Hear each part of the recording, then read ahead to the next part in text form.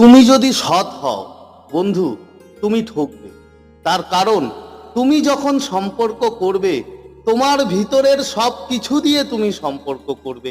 নতুন নতুন যখন তুমি সম্পর্কে কারোর সাথে জড়াবে, নিজের সবটুকু বিলিয়ে দেবে। তার কারণ তুমি তো সৎ।